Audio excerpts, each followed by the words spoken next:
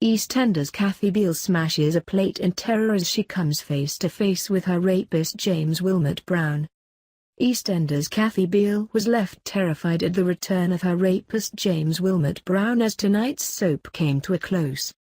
Viewers were gripped as they watched the posh ex-convict, William Boyde, burst into the cafe, where she was closing up for the day.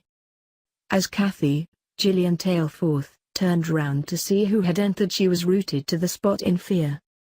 The plate she was drying smashed to the floor as she remained lost for words. Yet creepy James did all the talking, bluntly announcing, "Hello Kathy, long time." Though fans will be kept guessing as to how their first interaction in 30 years plays out, as the scene came just as the soap's iconic theme tune played out. The surprise appearance rounded off an explosive episode which saw Honey threaten to call time on her love with husband Billy in emotional scenes at the hospital.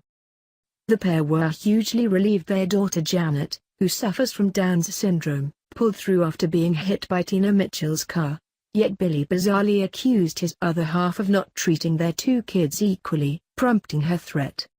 EastEnders bosses have said viewers will now see a story of power, control, money and revenge unfold as the villain and his family attempt to destroy everything and anyone in their way. And of course, there is one other person on Willmott-Brown's agenda, the woman he believes ruined his life, Kathy Beale, EastEnders said. With the help of his family, Willmott-Brown will continue in his mission to slowly take over Albert Square. Fans have also been sent into a frenzy over what he has planned, and even believe he could be the estranged dad of Walford regular, Jay. This week, we reported how Albert Square hardman Phil Mitchell would hunt James down after realizing his intentions to destroy Albert Square. As a shocked Kathy struggles to deal with the appearance of her rapist, who attacked her 20 years ago in a harrowing storyline, her son Ian wrangles the truth out of her before running to former stepfather, Phil.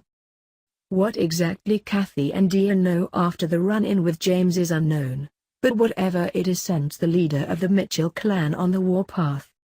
Jumping into his car, Phil speeds off into the countryside to hunt James down.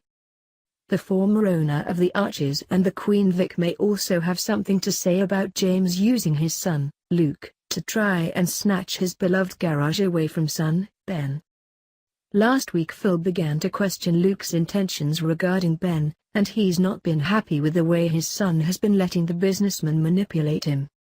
Perhaps using some of his East End connections to find out where his quarry is hiding, Phil tracks the businessman down to his country estates. But what will happen when Phil finally comes face to face with James? Will he save Albert Square?